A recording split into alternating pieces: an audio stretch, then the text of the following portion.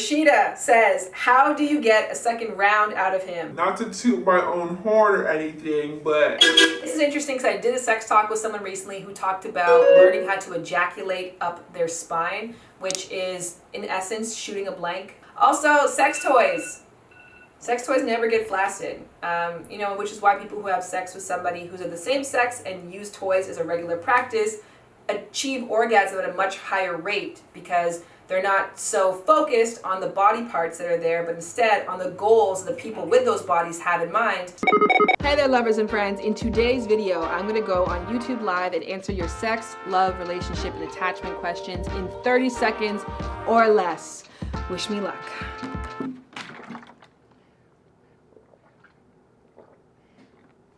Let's go. Actually, first, a word from our sponsor, and then let's go. Life is unscripted. Sometimes it's amazing because there's joy in the unexpected, and other times it's nice to have the power to be able to change the channel for yourself. In New York long before my sister called. And that is why I am all about the Audible life, because a lesson, a laugh, a vibe, or a sweet escape is legit just a tap away. And right now, I am tapping into my girl, Ashley C. Ford's best-selling, Oprah-endorsed audiobook called Somebody's Daughter. Audible is the leading provider of spoken word entertainment all in one place. At Audible, you can find the largest selection of audiobooks plus original entertainment from top-tier celebrity creators and thousands of popular and binge-worthy podcasts. As an Audible member, you will get 1 credit every month, good for any title in their entire premium selection. Oh, and you keep these titles forever in your Audible library, regardless of if you decide to cancel or not. You will also get full access to their Popular Plus catalog. Basically, it's more audio than you could ever listen to, even if you never, and I mean never, stop doing laundry. Go to audible.com/shanboody or text the code shanboody to the number 500-500. One more again, that's audible.com/shanboody. Or if you prefer, you can also text the code word shanboody to the number 500-500 to get your 30-day free trial started right now, or whenever right now is for you. You can start anytime. 30 days for free. The clock starts now. But again, now means whenever you click it, not like when I'm saying it. I'm wearing brown underwear in case anyone thinks I flashed you. My underwear is the color of my flesh. So you did not see anything. Unless you did, then you're welcome. All right, Goldie wants to know, is it always a red flag when someone you're interested in is still friends and in contact with certain exes? I can't help but feel bothered by this. Is it my problem? I don't think that we have to carry the burden of jealousy alone. I feel like a lot of times we're like, is it my problem to deal with this? If you are partnering with somebody and in relation to somebody, things that pertain to your relationship are both of your business. So they should be equally as invested in finding ways to help you feel more secure. And they should be equally as curious as to why this is bringing up insecurities for you. So I would say don't be afraid to lean into your partner. You don't have to do it in an argumentative way. Even starting statements with I feel this, not you're doing this or you did that, not accusing statements, but coming down, tearing down your walls, being vulnerable, and asking if you can work at this cooperatively together, because there's no magically you're not going to feel that way anymore. Even if they stop talking to their ex, if this is an issue for you, if they make a new friend, you're still going to find those same feelings bubbling up. So the quick fixes aren't going to be what you need. It has to be a system and a plan the two of you create, stick to, and hold each other accountable to together. And if they're committed to the relationship and the growth of it the same way that you are, they should be delighted to be a part of that process. How do you suggest finding a partner as a woman who doesn't like penile penetration? Homie to homie response. If you are a partner, if you are a woman who has sex with men and you don't prefer penile penetration, finding somebody who's a premature ejaculator who gets off very quickly might solve your problems. There are also, in my experience, a lot of people with penises who don't prefer penetration for sex and enjoy hand or enjoy mouth instead. So there are definitely partners who would be your perfect compatible fit.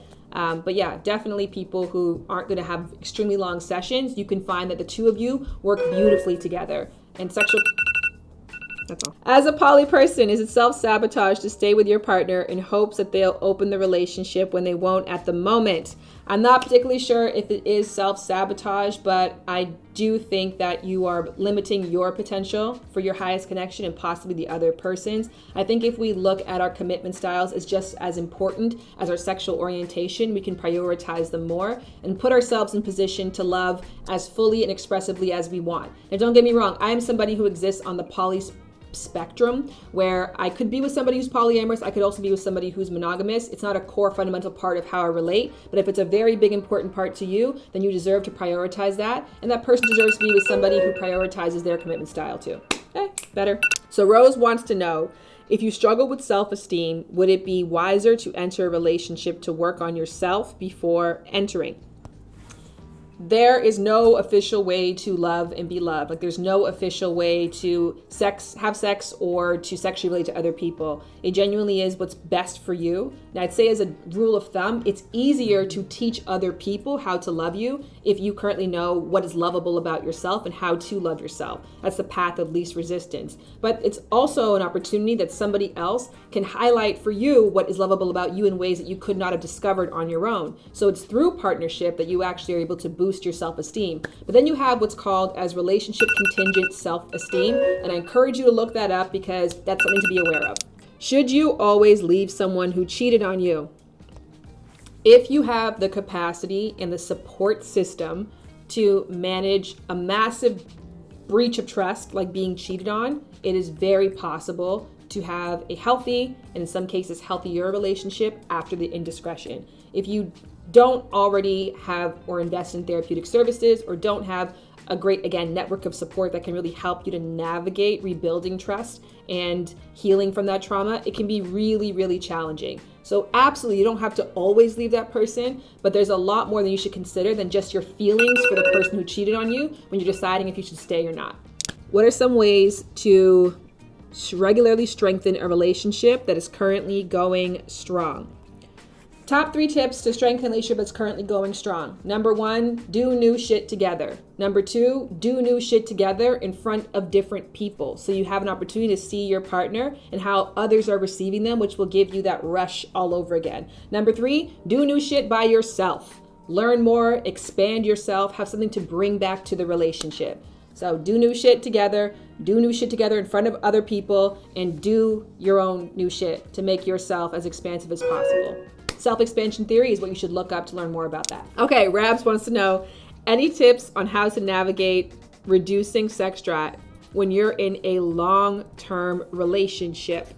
So when it comes to finding a middle ground when it comes to sex drives, number 1, this is the most apparent question that I saw all throughout the pandemic because it was more noticeable now than ever. Number 2, I think people mistakenly assume that compromise has to mean a diluted version of each person's desires. So I want this, you want this, and we'll meet in the middle here. That way no one's not getting nothing, but no one's getting everything. But instead, you have two heads are better than one, right? 2 minds are greater than one. So 2 people's ideals of what is best for them brought together and then workshopped together, you can actually come up with something here. So it's not here, it's right actually here. So it's equally as powerful and equally as well-fitting for each person, but as individuals, you may not have thought of it alone. So that to be said, before you think about ways to reduce your sex drive in order for you and your partner to exist more harmoniously, can you have an expansive conversation that's like, what do you like? What's your ideal sex life? What turns you on? What gets you motivated? What clears your head? What de-stresses you?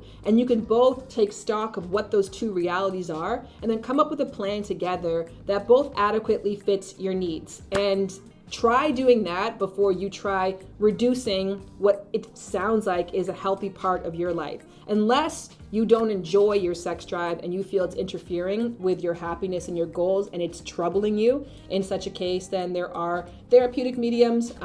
You can look into sex addiction. You can look into ways that you can manage sex drive that you might think is misdirected. And if that's feels more true for you, do that. But if instead you feel really proud of your sex drive and it's a great part of your life, you just want to exist more harmoniously with your partner, I do think that there's a way to get to here rather than trying to get yourself to here. Does that make sense? Pretty Brown Hex, what should I do if the age gap in my relationship is causing me to lose out on the sexual experience I'd like because he didn't like them in his past? 34 and 22. Whenever we have incompatibilities with our partners, one, that could just be a matter of people's taste and comfort, but two, sometimes it can be indicative of an education gap. So even though your partner is the older person, they obviously have a negative reference point with something that you associate as positive. And your positive reference point probably comes from watching videos, hearing of experiences, things that you have seen. So maybe try to find some educational resources or even porn or videos that you can show them that are going to explain like why this is desired for yours and how it can actually be additive and positive for your relationship. So don't assume that just because they've been through it, that they already been there, done that, know that, really treat it like you are the experienced one and you are the educator in this sense, and really show them a different side. And if they really dig their heels in the ground and that's a boundary for them, well, then that's obviously a thing for your relationship that you may have to consider about what's most important to you going forward. And at 22, what should be important to you, in my personal opinion, is self-expression. But I don't know where you live or what your religious beliefs are. Maybe for you, partnership is more important. But at 22, I wish I prioritized self-expression. But before I got to that point of like that fork in the road, I would give my partner the benefit of the doubt of seeing if there was a gap I could fill in for them. So Jewel Stash wants to know, dealing with vaginismus, ?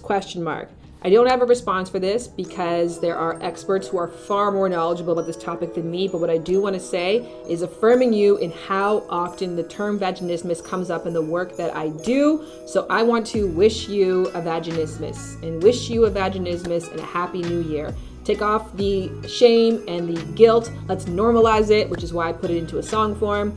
And I think we start talking about vaginismus equally as much as we talk about erectile dysfunction. It's a sexual dysfunction that many people with vulvas go through, and there needs to be less confusion and shame around it. And if you are watching this video and you don't know what vaginismus is, I will link some stuff below, but ultimately, let's talk about it more often. And thank you for sharing that question. I'm going on 30 and have only been with 2 people sexually, and I married my second partner who I absolutely love, but I want to experience new sexual partners. I think what's really important is to affirm to your partner, and it sounds like this is your truth, that your desire to experience more is a result of the great love that they've given you and the confidence to get to know and love yourself more, not the fact that you love this person less. Oftentimes when in relationships we bring up new kinks, our partner can feel like, why, is this something new because I'm not doing enough? And it's the opposite. It's because you have given so much and you've given me a platform to really explore myself that I've identified this is something that I know would make me even more closer to my ultimate potential. And then once you've done that, I think outline small ways in which being with a new partner, I'm gonna skip that one. We gotta go along on this one. Identify some small, manageable ways in which this can look like in real life. Maybe it isn't going to Cancun and having a threesome with 2 resort workers right away. Maybe it's something simple like opening up your DMs to be a bit more flirtatious, or going to strip clubs. So like the things that you can do that are within your partner's comfort, where you can constantly check in together and see how each small step feels. It's the tiny micro steps that we take that make it so that shift feels like an inevitable evolution. And if you don't feel that way, it means you haven't identified what those small, tiny steps are to get you to that space. And maybe you might find through those tall, tiny steps that you actually walk in a whole different, more beautiful direction. Dark Lord 655. Recently found out that no matter what, when I'm around someone I like, I get excited. Any tips to combat this? Sometimes I just want to chill, but my excitement can be embarrassing. Dark Lord, is there not compression underwear at this point which allows you to not be succumb to your erection? And if there isn't, can we invent this? Because this is an issue that many people face, and everybody going through puberty has to go through the embarrassment of, sort of similar for people with vulvas. When we got our periods, there's this embarrassment around, will it show up? But then we got Thinx underwear, which is the period underwear, which prevents that from happening. So there should be something similar. So Bella says, I'm interested in the topic of moving past trust barriers in a broken relationship. So in terms of moving past trust barriers in a broken relationship, my best advice to you would be to take one small step at a time. Focus less on the big goal of getting to a space where you can completely have the trust you used to have before that breach happened, and more about tiny increments. Can I trust you to water my plants if I ask you? Can I trust you to call me back when you said? And making those small steps and not being uncomfortable with pausing, saying, I don't want to give you any more responsibilities. Let's just keep it here for a month until I feel safe to move forward with you again. So instead of rapidly trying to advance this big goal, tiny, tiny steps. Do you think we should date multiple people at a time versus emotionally committing to one person without them asking for commitment, in order to not waste time on the wrong person for years? Let me say, from a personal philosophy standpoint, I always think it's in your best interest to date multiple people until your commitment style calls for you to do otherwise. Even if you're not going to be sexually active with all or any of them, or if you compartmentalize what different relationships look like. But I think that because we're pair bonding mammals who are looking for our penguin, if you only have one person, even if you don't see that person in the long run, your brain will start to reconfigure to make them that long run person. I think it's in your best interest to remain calm, cool, the most relaxed version of yourself. I think it's also in your best interest so you can analyze that person from a real objective standpoint. I think that other people benefit too when you're dating multiple partners, because you're less angsty and stressed out. And if you tend to have bouts of anxious attachment, you're less likely to have episodes when you've got other outlets for intimate connection. So I feel that when my dating life was the absolute best, it's when I had multiple people that I was connecting with on that level. Again, not everybody was on equal playing fields, but I just had various people I was getting to know at one time. And ultimately, I think that helped me choose the right partner for myself. And two, it allowed me to show up as the best version of myself for the person and being my right partner. All right, my battery just died. That's the end. Thank you for sticking around and watching this video. Huge shout out to everybody who came to the live. As you can see, I never achieved 30 seconds or less goal, but if at first you don't succeed, try again. And furthermore, it's a short amount of time to answer really important questions, which is why I really need your help right now. If any of the questions I touched upon in this video, you felt there was gaps of information or things that you want to share or insight, please use the comment section for that. And I will continue the education down below. And speaking of down below, please stop off on the info box and click the link to get your 30-day free trial with Audible, which gives you a forever commitment-free, no money down audiobook you can keep for the rest of your life, plus access to Audible Plus's library. It's a massive deal that I don't know why you haven't taken up yet, if you haven't taken it up yet. But check it out, because I've been with Audible for 5 years now, and it started off with a click, and maybe today is the day that your click clicks. Go to audible.com/shanboody, or you can text the word shanboody to the number 500-500. That's audible.com/shanboody. Again, that link is in the info box. Or if you're on your phone, it's easier to text. Text the word shanboody to 500-500, which will bring you to the link to get your free trial started today. Don't delay. Honey, baby, okay, let's slay every day. You knew I was done. I'm surprised I went that long. I'm a playboy, you ain't never gotta worry, baby, enjoy. I ain't never gonna miss, I'm like a sex toy. I'ma make sure that you finish, you don't need more. I can keep it low key if you like. I zone in, I don't bite. You the type to get